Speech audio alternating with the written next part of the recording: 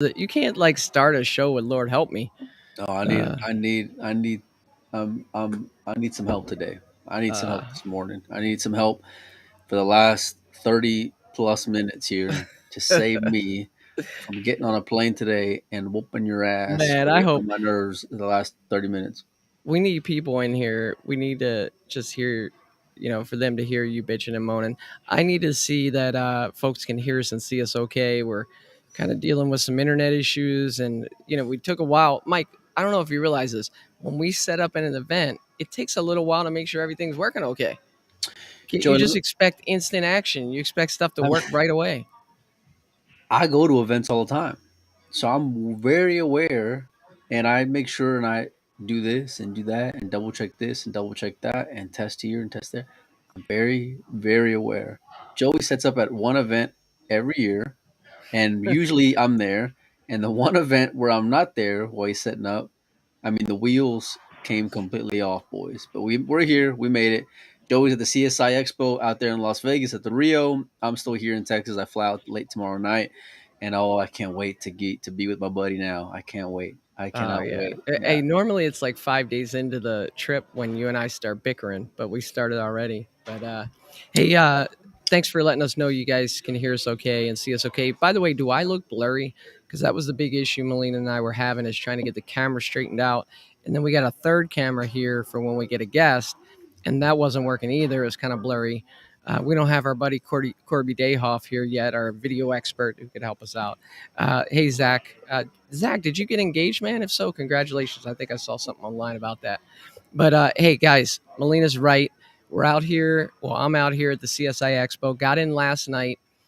Crazy winds as soon as I got to town, Mike. 50 to 70 mile per hour winds. I don't know if you saw Larry's post, Savannah's dad, that they Hmm. landed in that mess. I just, as I'm driving up here and that wind was like crazy, I'm thinking, I'm so glad I didn't fly because it's kind of right on the cusp. 5.5 hours, you could fly or drive, and I'm so glad I didn't. Okay, so I'm blurry. Great. You're about to put Joey on more tilt, so he's I'm on blurry triple tilt. and he's uncomfortably zoomed in for whatever reason. Yeah. I'm on tilt. Yeah. Okay, it's official. Well, look, you guys don't like looking at me anyway, so don't worry about the fact that you can't see me great. Uh, hey, Mike, we got a table right here, 7 foot table, 7 foot predator table. The lighting is a little suspect. This Team Joey, Spain, hold Joey, on, Team Spain walked by last night. Francisco, man, what a guy! Came up, gave me a hug, apologized for the technical issues in the interview, and then we were talking. I was like, no, it was great. Everybody loved the interview. And then David Alcade comes over and I said, hey man, I could beat you on this table. And he laughed and shook my hand and everything. So it was good. But yeah, you got to get out here, Melina. You're missing it. yeah, I'm excited to be there. I hate it's fear of missing out, right? Is that what they call it? So I'm definitely feeling it, seeing all the posts and Nick DeLeon's going live like he's a 12-year-old girl, uh, sharing his Facebook with us. But yeah, it's gonna be a great event. The Alpha Las Vegas Open starts this afternoon, and I don't know what the hell Joey is doing There we now. go. The Well, they're saying I look like a ghost. So I'm trying to turn down the lighting. mm, mm, mm, Everybody's messing with me. okay, the Alpha Las Vegas Y'all starts picked the today. wrong. You picked the wrong day and you picked the wrong guy. Okay. Brackets are available at the Pro Billiard Series website. The matches started off just like at 9 a.m. local time. The next match coming up on the TV table is going to be Shane versus Eric Roberts, which, if you remember, Eric took Shane to the hill, I think, twice, both sets last year. Was ended up being a great match. So a little bit of a rematch, which is pretty remarkable considering the fact that there's so many players and they end up drawing each other the very first round.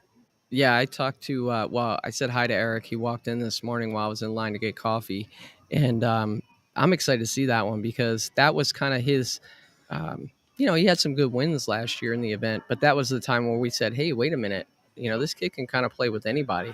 He looked really good and really comfortable on that TV table last year, and he's going to get another shot. So let's see how he does in this matchup coming up in about 15 minutes on Well, World Billiard TV. Shane got good night's rest after he made work of Tony. So I doubt fatigue is going to be much of a factor, which it would have been had the match gotten extended.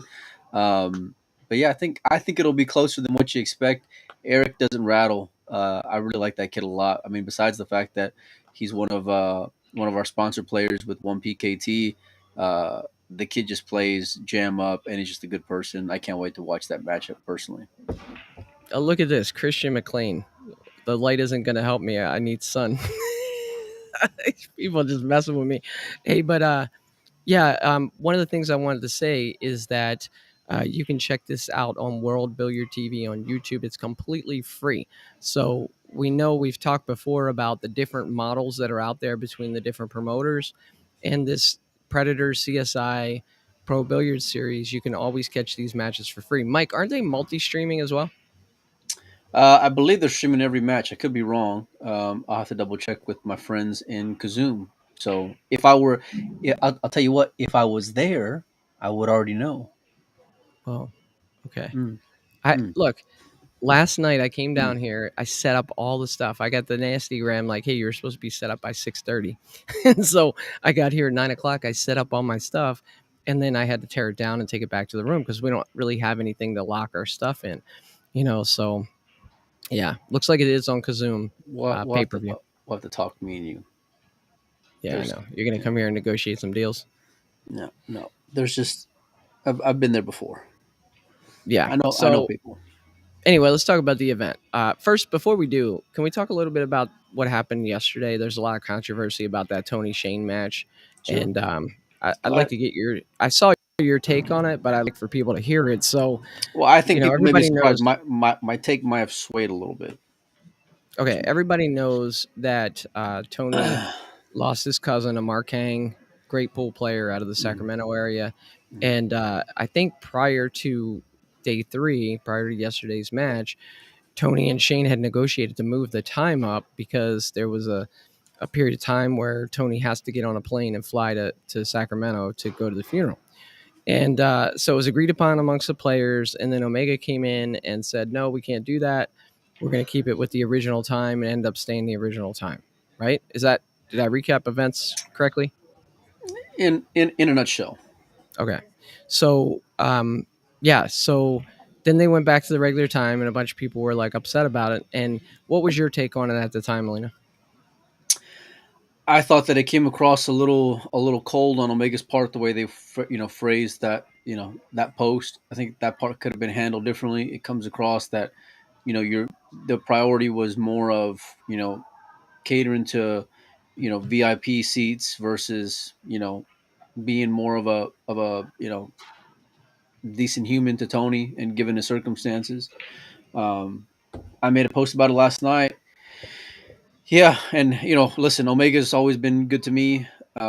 Obviously, I know Mike and Phil real well. I go to a lot of their events. I watch 95% of the stuff that they do, and so it definitely it it wasn't the best look. It wasn't the best look. I'll put it like that. So, but yeah, I mean, at the end of the day, um, you know, the players did agree on it, so that part kind of is something that I took into account whenever I said what I said. At the same time, you know, uh, some people online are just being a little unfair. I feel like to Shane, to Omega, saying that Tony shouldn't have played and it should have been rescheduled just to clear the air. Tony had, and they were willing to, hold off the match altogether when before they ever, broke a rat. So it wasn't like anybody was holding Tony to play, from the backers to the players. And listen, it would have been a mess. Undoing all that would have been a mess because from added money from the venue, Oh yeah. people flying in. I know people that were flying in just to watch the match early on. You're talking about hotels, flights, everything to go and watch these two monsters play. They would have been a loser there from all those people, getting attitude and everything else. But um, Tony agreed to play.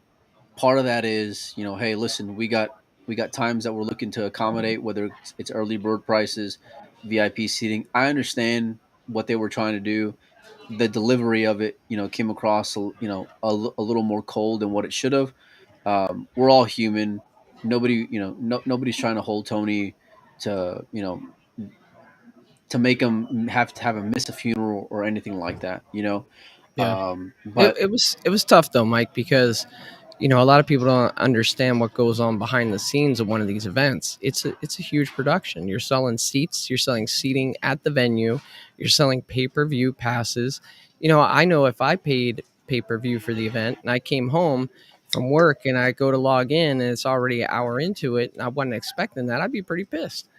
right, So there is this group of people that are kind of depending on it happening the way it was said it was going to happen. But then at the same time, you mentioned the human element. I think we all feel for Tony and what he's definitely. going through right now. And so it's a tough situation. So I think probably the best move is a little bit of patience for everybody on this and just kind of giving people a pass here because, um, at, you know, t- uh, obviously we want Tony to come out of this doing okay. It's going to be a tough time for him. We know that, but at the same time, Omega's bringing a lot of great events to pool. And the fact that they did want to ensure that the VIP seats and that the people who are paying the pay per view, didn't get cheated, I think that's an important point too. No, without a doubt. I mean, everyone's got standards, and there was the why I make the post wasn't to say, hey, listen, let's just go and complain about Omega. The point of it was to, just kind of give my point of view on it. Sorry, my daughter's over here making a lot of noise. Hold on, hold on a Mhm. second, Joe. All You right. take over. Yeah, no. So back to the CSI Expo today. Amateur matches got started at 8 a.m. I know this because my roommate had a match at 8 a.m. It was super early, especially since I didn't get a lot of sleep. It is an interesting sight to come in here this year and look out amongst all the sea of tables and see predator tables everywhere. I know we were told this was going to happen. It's happened at a few other events, but it's really to me kind of uh, interesting how they pulled this off because there's hundreds of predator tables here, and yeah, so far the feedback on them has been pretty good. People are like, "Hey, Just it's pretty neat." They play a little different. I got to tell you, yeah, they don't play like diamonds. just following up on a comment, about Tony wanting to play on his terms. You know, listen, there's a lot that goes into, and people have to agree. So even though Tony may have said for the last time, I'm not doing this, I'm not doing that, Tony could have just as easily said, hey, I don't want to play like this, and that would have been the end of it. At Yeah, the end of the day, Tony agreed to play as well. he's got tons of Um, heart. He wants to make. He wants to Tony's make got more matches. gamble than Yeah, anybody else. He's the only one that'll play Alex, Dennis, Tony. I mean Federer. Shane. Tony will play any and everybody, and that's why people love Tony. That's why I love watching Tony. Majority of them, majority of the players can be a little difficult to go and make a game with. Um, and Tony's just down to play wherever. But you know, you can't complain about conditions after the fact when you had already agreed to play with them and you already knew what you were getting into when it came to conditions because you had just played there not too long ago. You yeah, know, so like I said, they gave Tony an opportunity to postpone or hold off the match. They didn't. Again, the way that it went down last night wasn't the best, but it wasn't for the intent of trying to screw Tony or trying to, have him stay up late or mess with his head or anything like that. That wasn't the angle that they're coming from with that. It just delivered terribly. At the end of the day, I don't know it, that it anybody assumed that, Mike. I mean, when you with the players that were involved and the two sides that were involved, I don't think anybody would assume that there was shady business going on to try to put somebody on tilt or get I an mean, you'd be advantage in the match. listen. There's conspiracy theorists everywhere you look and pull. I feel like and I I can only say but so much because I'm privy to a lot of information, but there's only so much that I can put out there. And the goal wasn't to you know uh, throw any shade on Mike and everything that those guys have done. They could have just as easily. Let me tell you guys something. For everyone who wants to complain, they could have just as easily not streamed it, gone and played in some room, wherever, Yeah, Vegas or otherwise, right? They could have started when they wanted to, and they could have played for what them and their backers would have wanted to play for, right? yeah, yeah, But they choose to be on screen They get compensated for it, right? For coming out and playing along with the money they put up in the middle. And it really just put a bad taste in the mouth for what was a pretty solid match. You know, Shane played really great. Tony had moments, and I saw after day one where I thought Tony played great, and I liked him in certain spots in that match. But listen, when you give Shane too many opportunities and he gets some confidence, you Yeah. know, and he starts firing balls in, it's tough to fade, man. And now, yeah, I feel Yeah. like, I made a post last night about where I feel like Well, One Pocket is as far as rankings, and I think it completely shakes everything up. well, yeah. Let's real quick, and then we'll kind of kill that topic and move on to the CSI Expo, and I'll get back to my conversation about the tables because I have a couple interesting comments about that. At least I think they're interesting. But what does this mean for Tony in the grand scheme of things? I saw a post. Tony said, "Yeah, man, I lost," and kind of just seemed a little obviously down, but also kind of like, what's next for him? You know, he had a lot to lose by playing Shane and not a whole lot to gain other than money in terms of status in the one pocket world. So curious to get your thoughts on that. I know we had an idea this morning, and when I say we, I mean Melina Mike. He said, "Listen, when we do our next one pocket power rankings, let's do a survey and have all of our viewers, you know, basically rank the players, and then we take that data, and that's how we come up with our rankings." So I think we're Well, going to well, do hold that. on. I wouldn't say that's how we come up with them, but I'll say I definitely want to get their input and put and highlight them I think because he's it, saying he it doesn't trust you guys. No, no, no, no. I'm just saying, like, listen, I like the way we did it before, where we got a bunch of people within the industry, whether it's players or stake horses or whatever, and get them to give us their rankings, and that's where we came up with the average that we did. But I'd also like to see where the public thinks that it's at as well. I think Yeah, it's a there's good something to point. be said with that. And I'd be excited to see it. Yeah, where it puts Tony. Listen, it's rough because you feel for Tony. You know, to he had a lot invested and a lot in the middle when it came to his match with Shane, uh, you know, and maybe his confidence is a little shaken right now. You just lost your cousin not too long ago, and you're at the funeral now, and so it's a really unfortunate situation. Hindsight's always 2020. If Tony wins, he looks like he did it for Amar, and all it's great, and he's not going off into the sunset. But Yeah, now it's kind of like, man, maybe he shouldn't have played. I think it's easy to say that now, but yeah. Tony's a competitor. It's just a matter of if Tony will stay mentally engaged in it. You know, Yeah, I mean it's tough. We had to put down our dog last week. He was 15 years old. He was blind and deaf, and just running into a lot of problems. And so we put him down. And my youngest son took it the hardest. And I took him to a soccer tournament that weekend, and he was like, "I want to dedicate this game to Nero, our dog." And I remember thinking like, man, I don't know about that, because like, what if you don't play well? What if you know what I mean? Like, it's always tough when you kind of take that position, and sure, it does inspire you sometimes, but then other times, if you have a letdown, then it like hurts even worse. And I think that's the position that Tony's in right now. One thing's for sure, we love Tony. Tony's always willing to come on the show, talk about things. Tony, he'll say the second time I ever saw the guy, after I met him one time, and that was online. I walk into a pool room. He's like, "Hey, Joey, how's it going?" I mean, just just an awesome guy. Tony's So great. Tony's great. I hope he gets back on his feet quickly from this. And we're certainly praying for him with his with the funeral services and stuff Yeah, heart goes out to coming him. up. We got a Yeah. lot. So I got a lot of love for Tony, and that's I don't want that to be overshadowed at all. yeah, Tony's a friend, and I respect him, and I got a lot of compassion for his situation. And I cheer for Tony. I root for Tony. I'm a fan of Tony's, and I want to see him back playing again soon. And I think we will, and I think the match is going to be Federer. So, that'd be um, awesome. yeah, and I mean but it just kind of there'll be layers to it now, especially after losing to Shane. So Yeah.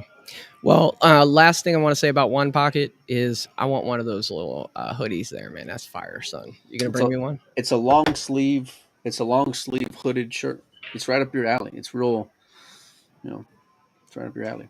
What do you mean? It's women's? Is that what you're trying to say? You No, always call actually, me Ellen. I like these for working out, as a matter of fact. So Yes, I like it. yeah, It's perfect for Arizona weather. yeah. Because sometimes in Arizona it's really hot in the day, and then it kind of cools off a little at night. That'd be perfect.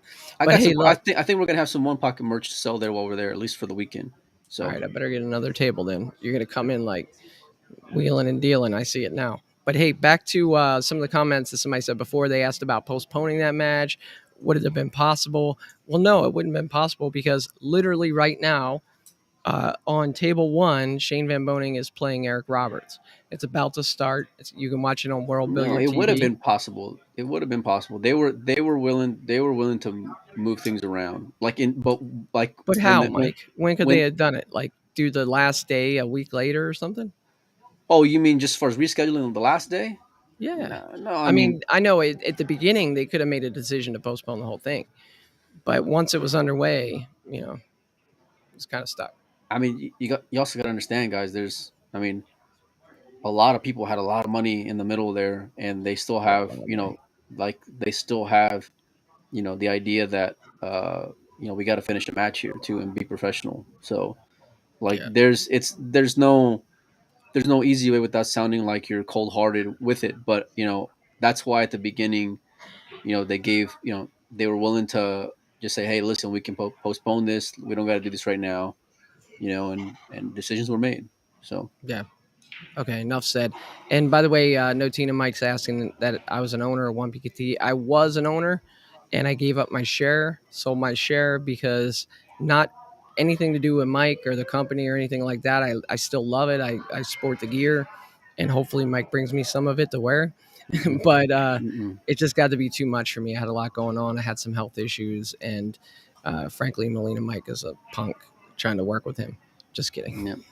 No, Joey it just became too much. Joey So can't mail a check. That's the problem. Let yeah, alone they put me in charge of shipping. I was gone within like a week. I'm like, I'm out of here. little did we know. Yeah. Forget it. I'm done. So, but anyway, back to the CSI Expo, guys. Like I said, World Billiard TV. I think it's live right now. It is live right now.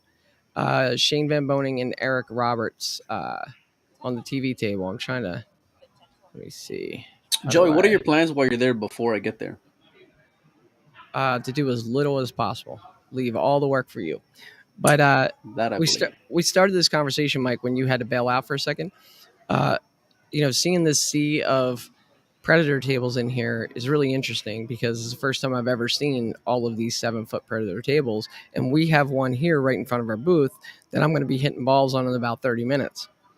And someone was asking about the differences in how the predator tables play versus how the diamond tables play, and so I could share my experience on that. Last night I played on this. I played on the 9-foot predator tables in Arizona last year. They kind of play.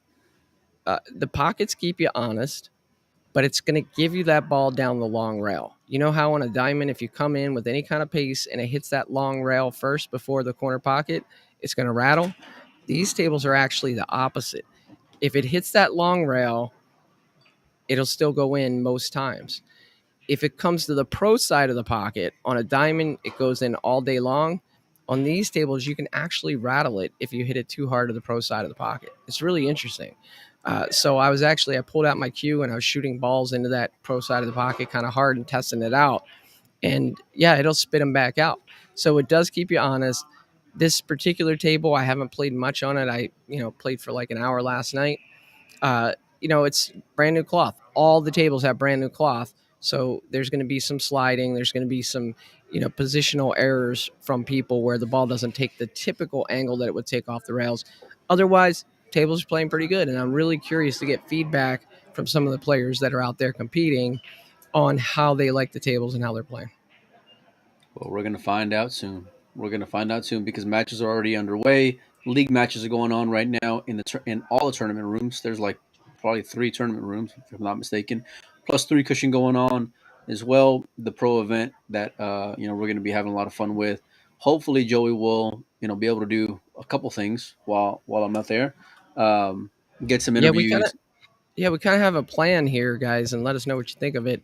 The plan is that Melina's going to sit here at the desk all day, and I'm going to be walking around having fun. But in all seriousness, we're going to try to capture more of those like short videos that he did at Derby City, get them up on Windows Open, maybe make some YouTube shorts, get them out there so you guys can just get a feel or flavor of what's going on. If you're not able to make it out here, coolest experience last night when I got here, Mike. Some guy walked down and he looked at the booth next to us. He looked at our booth and the tables, and then he looked inside the ballroom. And it, this front ballroom, it's got all the pro event, and then it's got all the amateur tables in there. And he's like, "It's my first time here." And I said, "Enjoy it, brother. It's nothing like it," And he was like, "Yeah." And he just walks in there. It's just a cool feeling when you walk in for the first time and you see everything that's going on here. You see all the vendors around the outside and all the amateurs in the middle and the pros down on the end. It's just a cool experience. If you get the chance to make it out here, the weather cleared up, no more 70-mile-an-hour winds, head on out to Vegas and check it out. Highly agree and co-sign it. And I couldn't, I triple exclamation mark. I love going, and that says a lot for the Rio, because the Rio can be a little tough. It's a little off the strip, but the event and everything that CSI and Predator does out there, it's top shelf. There's no other pull event like it for my money. And I'm just I'm excited to go. I'll Hey, be honest. Eric Roberts up 1-0. All Uh, right, that means I got to run because I'm gonna go hold watch on, the match. I'm hold trying on, to look hold at on. you, Whoa, Red. whoa, whoa, whoa. I just got to tell you. So Eric Roberts, how old is he, Mike? 20, 19, 20. 19. He now looks 16. He's actually going back in time. He's not really aging. He's actually looking younger. He looks even younger out here playing Shane. The arena looks amazing. Check it out on World Billiard TV. And guys, we'll be back later to talk to you guys. Thanks for joining.